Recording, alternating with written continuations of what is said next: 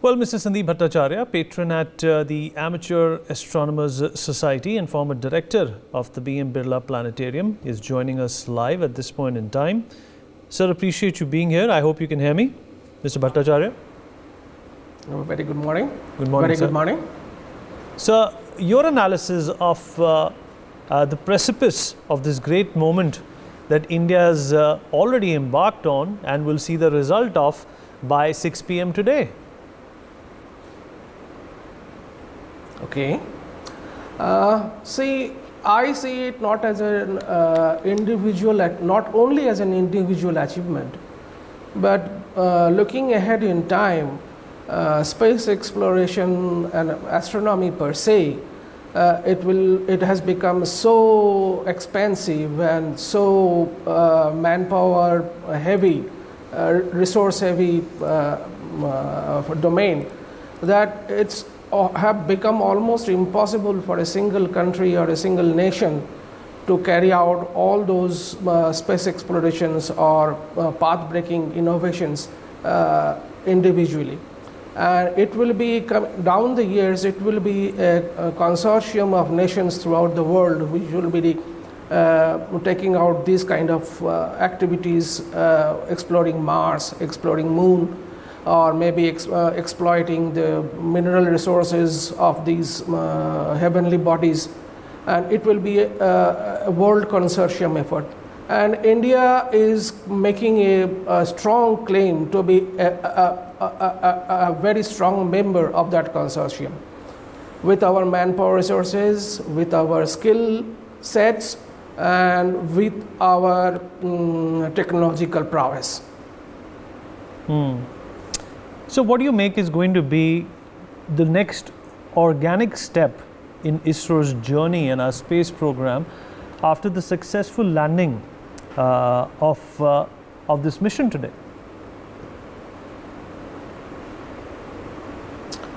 Already NASA is on its way of building a permanent manned station on Moon. So they have already declared a policy on that, and recently India has signed with NASA this Artemis program. And I think India will be contributing a lot in future manpower missions or robotic missions, and exploiting a permanent human base on the Moon. Of course, the world is not enough for us, the human beings. And I would like to quote the very famous Russian rocket scientist Tsiolkovsky, that the world is a cradle for human civilization, but humans cannot forever remain in the cradle. So we would like to explore, go beyond where go to places where no one has gone. And of course, by doing that, we will be exploring in the intricacies of the workings of the universe, and also have a better understanding how our environment, how our Earth, how the entire system works, and we can be in more sync with the system and develop ourselves in the future decades. Okay. Mr. Surinder Singh, former Senior Advisor, Satellite Navigation Center, ISRO, is also joining us at this point in time. Mr. Singh, sir, a very good morning to you. I hope you can hear me. Good morning. Yes, I can hear clear. All right. So, sir, your initial thoughts on why this moment is not only a defining moment for India, but also the one which is going to define, the rest of the century for us. Yeah, I agree with you. It's a defining moment for India, because we'll be able to land there. Not only for India, but I feel for the whole space community who's looking to extraterrestrial, planets, satellites, or in the universe. So it will be a first step as far as India is concerned. But when we land on the South Pole, our knowledge about the geology and regolith of the moon, about its exosphere, which exists up to 5 meters thing about its thermal properties, etc., will increase considerably, and it will add to our knowledge. It will add to knowledge of the whole mankind about things. And technologically, I mean, I'm 100% sure we will land. So a lot of technologies will get verified and validated. Our softwares will get verified and validated. I understand more than 10 industries have contributed, major industries have contributed, in which quite a few are private industries. And those private industries, will get a flip, they will get a business that yes, we have contributed for the Chandrayaan mission.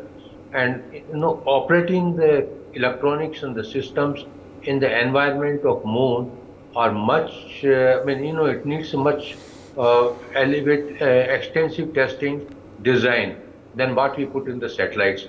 So industries will get a business, and they will also come on the world map of a space industry. Already space is open to the private industries. So I'm sure it's economically, from the increasing the pride of the country, scientifically, technologically, it will be a big step, and India will become an important player in the arena of space technology. I won't call superpower, etc. Those things I don't like, but it will be an important partner. And we have already, as Dr. Bhattacharya said, we already signed an MOU with the Artemis. There is also MOU with Japan.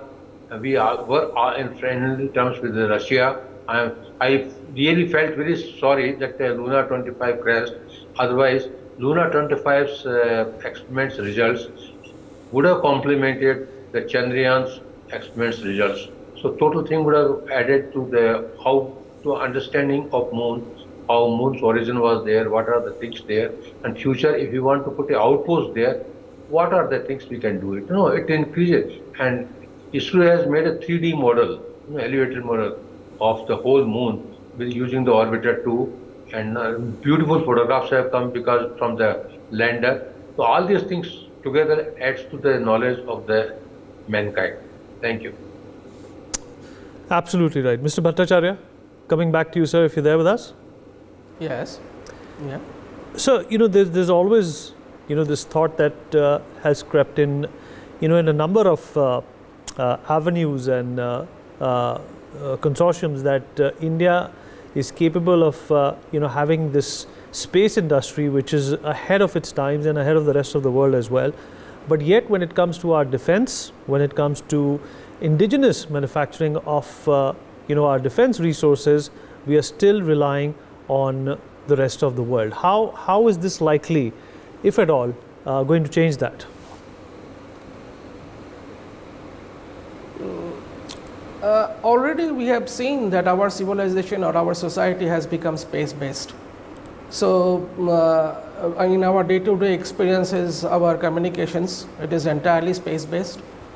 So same thing goes for the defense, of course. Now in coming days, we will see more space-based application in defense, space-based monitoring rather, in exact words, and plus space-based controlling of our drones and unmanned UAV, that unmanned armed vehicles. So the time is coming. We are slowly on the way. We are late in picking up, but it's better late than never. We are slowly showing signs that maybe we will lead the world in these aspects. And India has always become a knowledge-based society. So it's not very difficult for us to